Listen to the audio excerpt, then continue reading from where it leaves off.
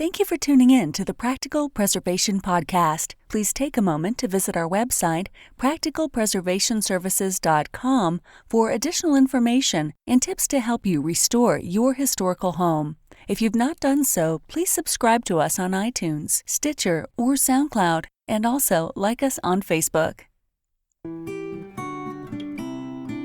Welcome to the Practical Preservation Podcast, hosted by Danielle and Jonathan Kepperling. Kepperling Preservation Services is a family-owned business based in Lancaster, Pennsylvania, dedicated to the preservation of our built architectural history for today's use as well as future generations.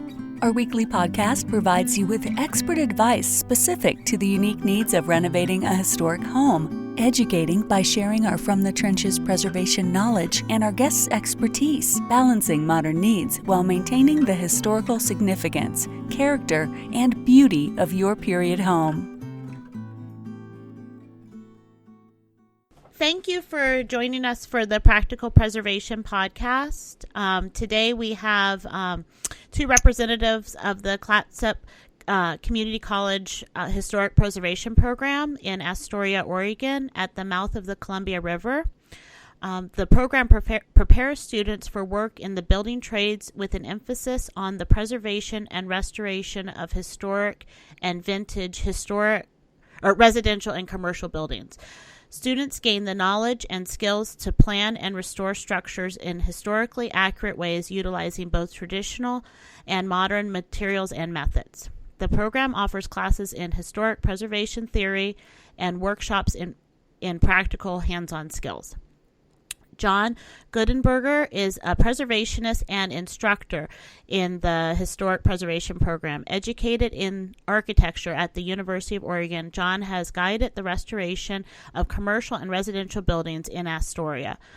Working also as the city's historic building consultant, he has analyzed the integrity and historic significance of more than 1,000 properties.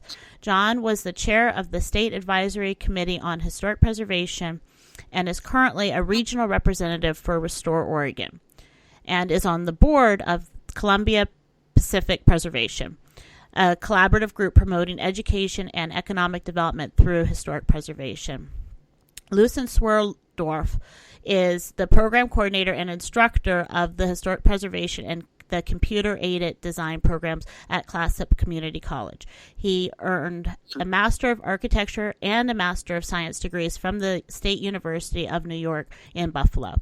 He has organized numerous preservation workshops throughout Oregon and Washington and worked on the restoration of many historic structures. Lucien is on the boards of Columbia Pacific Preservation, the Lower Columbia Preservation Society, and the Astoria Ferry Group, working to preserve, protect, and operate the historic tourist ferry number 2 ferry. So thank you for joining us. I'm sorry if I mispronounced your names. You can fix it. Well, thanks for having us. Yes. Lucien Swerdloff. Okay. You did okay though. Very good. Thank you. So tell me about your program. The courses, the workshops. Are your students traditional, non-traditional college students? So the program is fairly unique. It's one of the only ones on the West Coast and certainly in the Northwest. It's a 2-year program, and we have a large hands-on component. So the idea of the program is to train students in traditional building trades so they can go out and work on historic buildings.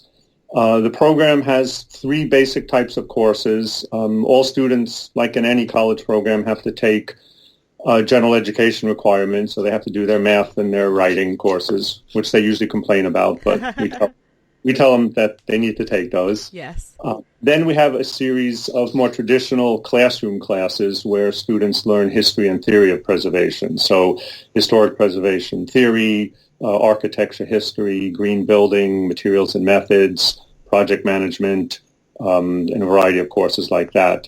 But the unique part of the program is the hands-on workshops. So we have a whole series of hands-on workshops where students learn traditional building materials and trades and different kinds of skills. Some of those we do in a shop, but we try as much as possible to go out in the field and actually work on real buildings. So we're out in the community, locally, regionally, in Oregon and Washington, kind of working on different projects on buildings. So that's kind of a brief overview of the program. Okay.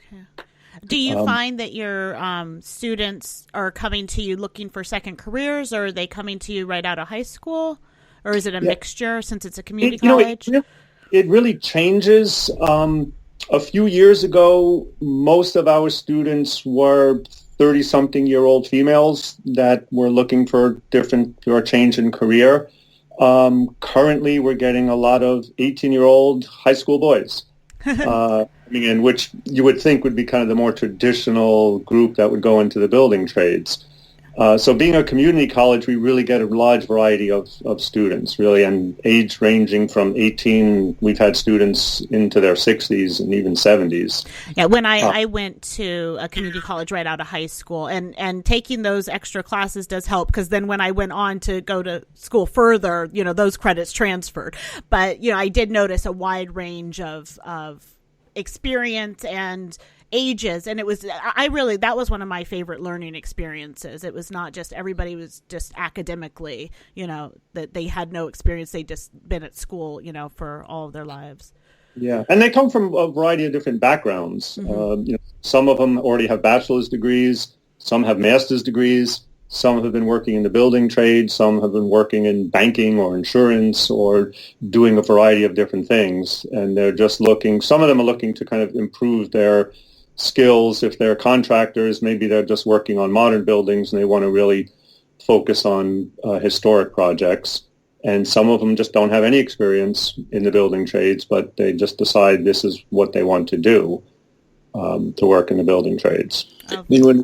When we started this, it was with the idea of essentially building a group of contractors in the area who could do restoration.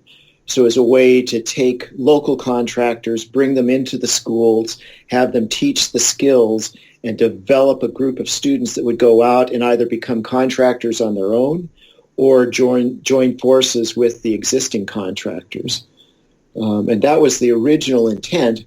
But of course, life happens, and you get a variety of different types of students involved with the courses. Yeah, and it keeps it interesting because from year to year, we never know what the students are going to be. What your student base will be. Where they come from, yeah. And we have a mix of full-time students and part-time students. So we have a fair amount of students that they're working, they have families, so they're going part-time. And then we also have students that are just interested in a particular thing. So they'll just come and take a class in plaster restoration or something, and they're not full-time students, and they'll just come back periodically and take classes. That's really, I know you said it was one of the only ones in the Pacific Northwest, but it's interesting to me that, and it shouldn't be, but that you had that need, because what we consider old on the East Coast is much different than what's old on the West Coast. But sure. You still have the pre World War II buildings before building change that need to be restored. Yeah. And but that's a good point, because it is. I'm originally from the East Coast, and out here, if a building is 150 years old, that's pretty old. Oh yes, yeah. And on the East Coast, you have buildings that are 400 years old. Yeah, but they're babies compared to the buildings in Europe or Asia. Yeah. So, okay. Well, I was looking at. I did want to mention though that the University of Oregon does have a historic preservation program. Husband for 20 years, and then he retired last year. And now my husband's, really starting to think about, can he find somebody to pass these skills on to, because it is, it needs to be shared. Yeah. And actually, it's also, we see it happening a little bit on a different scale. Several of our students who have graduated have gone out and started their own businesses, are out there working, and now they're using our students as interns and then hiring them to work with them. So it's kind of the next generation. Yes. Is taking over that role. Yes. Of the skilled craftspeople. Yeah. Do you have internships then in your program, or is it mostly just through the hands-on like coursework? It's mostly the hands-on coursework. We do have a small internship component, in the program. So students have to take one internship. We call it a work experience, and it's 66 hours, and they go out in the field and they work with somebody, with either an organization or a contractor. So just so they experience something that's out of the classroom setting. So they're really out in the workspace dealing with contractors that are working. Okay. So it's a fairly small component. But I think because we have so much of the hands-on workshops, they really get a feel for that real-world job experience there. Yes. So green building and preservation, at least in my mind, are tied together. And we always say the greenest building is one that's already built. How do you integrate the new building techniques in with the traditional building? Well, we incorporate a lot of green building concepts in classes. Yes. So we have a green building class, and the instructor for that is an architect who specializes in sustainable building. So in that class, students learn about solar, passive solar, energy efficiency, insulation, new materials and products, and all of that stuff. Our focus is not so much as a program on those kind of technologies, but I think the way we incorporate the ideas of green building is to try to restore those functions of historic buildings that make them green and that naturally made them green. Yeah. Right. So for example, opening up transom windows and letting natural light in, making sure windows are operable so that we get ventilation. I always remind people that they were built before we had air conditioning, so they worked. Yeah. The way the house worked was the way that you could stay cool. So it's making the building work the way it was intended to. And also speaking about these older buildings with green technology and all, that's really a way that we get folks interested. I mean, it's one thing to talk about the age of a building and compare, West Coast to East Coast to Europe and all, and that's one aspect. But when we start talking about the historic buildings as being resources and that we can't build our way out and that we need to figure out how to work with our existing structures and that our existing structures do actually operate in a green manner, that captures their imaginations. And that does something that even the history, which is my love, but even the history doesn't. Because then they see themselves as kind of moving forward in a way and becoming a part of something in that way. Yes, I could see that, and also the idea, and it's a concept, but that embodied energy, the energy that's already there, that's a very green concept that I probably had worked full time in preservation for 7 years before I had been introduced to it. So, it is a... Yeah, and we try to recycle materials as much as possible. For example, we were just working on a project of an old building. We needed to rebuild a windowsill. And it's a small town here, so there's lots of connections. So a friend of mine had a big piece of wood in his basement that he recycled from another building, and he gave it to us, and we cut that up and made a new windowsill out of it. Yes. So we have wood from the same period that's going into that building. Do you have architectural salvage dealers in the Northwest? Yeah, there's a few here in town. There's many in Portland. Okay. We're about 2 hours from Portland, so Portland has a lot of salvage. But being that it's a small town here, we have a lot of connections, so we know when buildings are coming down, we know the people, and they usually contact us and say, "Do you want this?" And we have more old windows than we know what to do with. I have to keep it because we don't have a place to store them anymore. Yeah, I am one of those people that as I see windows on the side of the road, we have to stop and grab them. So. I was going to mention a few years ago, we got a grant from the local gas company to write a book on historic preservation and energy efficiency. And so John traveled around the state and interviewed people that were restoring buildings and looking at energy efficiency. And then we did a tour of the state to present that to different communities. Oh, and it was very good. What is the name of the book? It's not very lyrical. Oh. It's Historic Preservation and Energy Efficiency, a guide for historic commercial buildings. Okay, it's put out by Pacific Power. It is available as a PDF. I'll send you the link to it. Oh, very good. I'll put it on the website. I was going to also say I think sometimes the concept that historic buildings are not energy efficient was really promoted by the people who were selling replacement windows and those things, rather than what the facts of energy efficiency in historic buildings are. Yeah. It's real. Another big factor is the region that you're in, because our region here we're fairly temperate here, so we don't have really big swings like you do in Pennsylvania. Right. Hot and cold there. So it's a very different kind of conception of energy efficiency in buildings, and in a way, it's easier. Right, because you don't have to make it cooler and then make it hot. We never cool around here. So I was looking at your Facebook project page, and it seems like you tackle a wide range of projects. Do you do that like over multiple semesters, and how do you choose them, and what areas do you work in? Yeah, getting projects is no problem. We have more projects than we can possibly ever handle. We have people contacting us all the time for projects.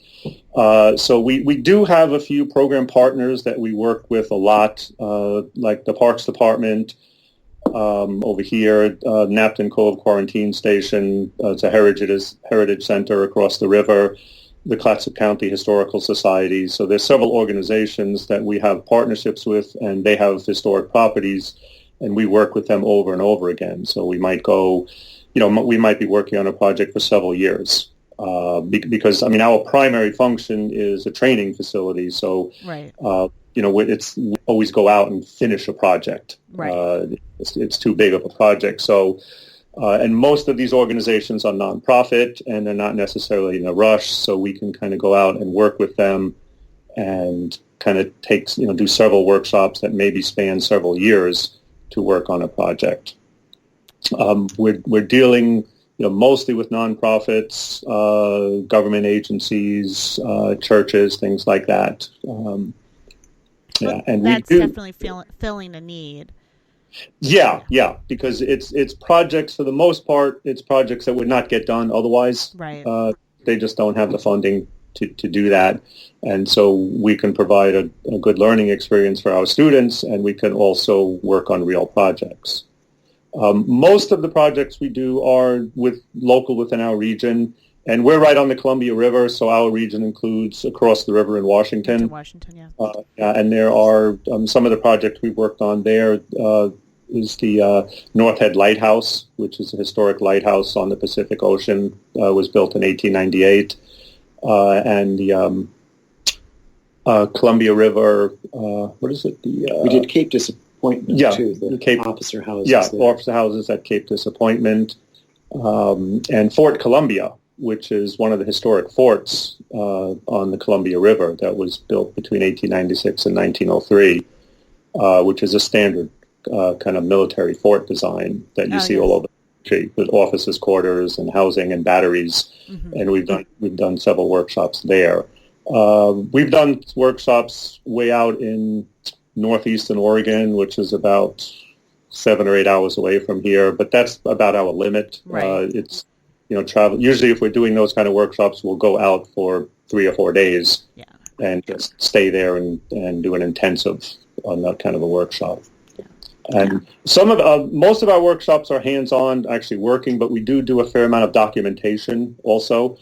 So sometimes sometimes we combine those, because maybe we'll go to a site, do some documentation, do measurements, make drawings of a building, do an assessment, and then we'll come back, put together a preservation plan, and then we'll go back later and do the actual work on the building. And that's all part of the process. So that makes sense that you would want to incorporate all of that and teach all that into the process, because it's not just the documentation, it's not just the hands-on. So it's kind of be able to see everything. That's a really good exposure. Yeah, and we really stress that kind of sketching and drawing to students, and we do a hand drawing class where we go out and actually make hand drawings of a building. Kind of Hab's hair. Yeah, Hab's hairstyle drawings. And we do CAD stuff. So we kind of try to combine both of those different aspects, old-fashioned hand drafting and computer-aided design drawing.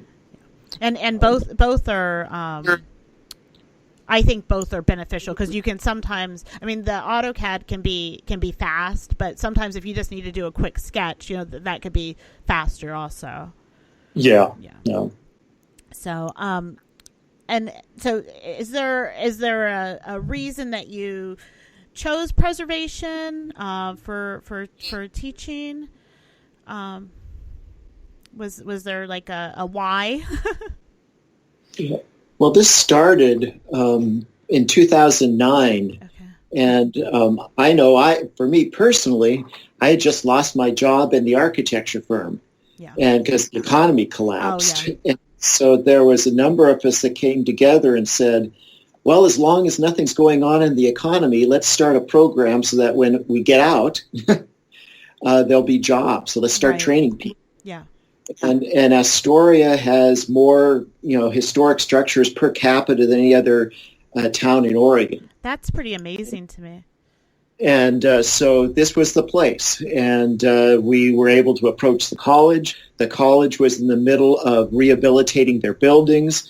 We just said, let's kind of walk this talk, rehabilitate the buildings, start a program, get new craftspeople out. And save this area because, I mean, we've been working on Astoria and the restoration, and now it's kind of the place to come and visit on the coast. Yeah. But we've been working for many, many years on that, and one of the things that we have lacked is large swaths of contractors. And so the idea was, let's start training them. Yeah.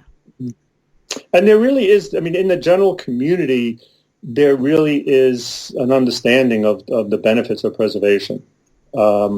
It's not a town where people want to just knock buildings down. They see these historic buildings and they see them as part of the character of the city, and they want to try to preserve them. Yeah, so we do have a lot of community support also. That really helps. So having the community support and having the buy-in from the people.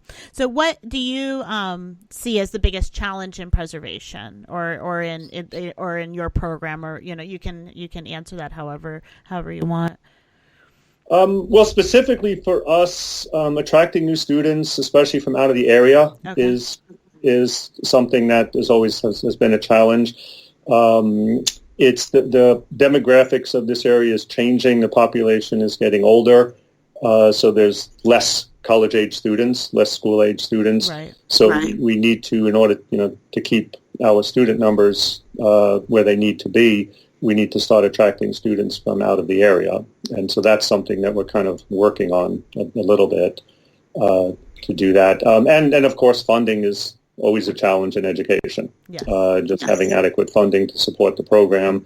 And again, with that, I mean, we've been lucky that we've had a lot of partners. The State Historic Preservation Office has given us numerous grants. Yeah.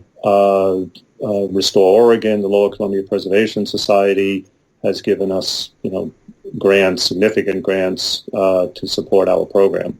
And then we do have a special scholarship fund just for the preservation students that's supported by community members. So again, it's that kind of community support that's really helping us. Well, and you're doing a service for the entire preservation community. So yeah. So, do you see any trends in preservation? I mean, I think in terms of affecting our program, new technologies for documentation are definitely kind of one direction that the field is going. And we do a fair amount of documentation, as I mentioned. Most of it is fairly low tech. We use digital cameras. We do hand measurements and sketches. We do come back and do CAD. We do 3D models. We have been experimenting with some new technologies. So we've done some photogrammetry to do 3D models. We've actually worked for a while documenting historic Columbia River gillnet boats, which was kind of a fun project working with the Hare Maritime program. And for that, we use total stations to collect three-dimensional data, and we even tried doing some LiDAR stuff. So there's all of those kind of high of collecting data. But I think for most of the projects that we're working on, which are small-scale, local kinds of projects, a lot of that is a little bit of overkill. Right. It is. Yeah, I agree. So, well, thank you so much for joining me today. How can people find you? How can people get in touch with you or learn more about the program? You can go to the college website, which is clatsopcc.edu, clatsopcc.edu. We also have a Facebook page where we post images of a lot of the projects that we work on. And you can just search for Clatsop Community College Historic Preservation on Facebook, or it's facebook.com/Clatsop Preservation, all one word. We're also a member of the National Council of Preservation Education, which is the National Organization of Preservation Schools. And so we're listed on their website, which is ncpe.us. Okay, very good. Thank you. I will make sure that all of your contact information and the link to your book is on the website, too, for everybody that's listening. Okay, thank you. Thanks for listening to the Practical Preservation Podcast. The resources discussed during this episode are on our website at practicalpreservationservices.com/podcast. If you received value from this episode and know someone else that will get value from it as well, please share it with them. Join us next week for another episode of the Practical Preservation Podcast. For more information on restoring your historic home, visit practicalpreservationservices.com.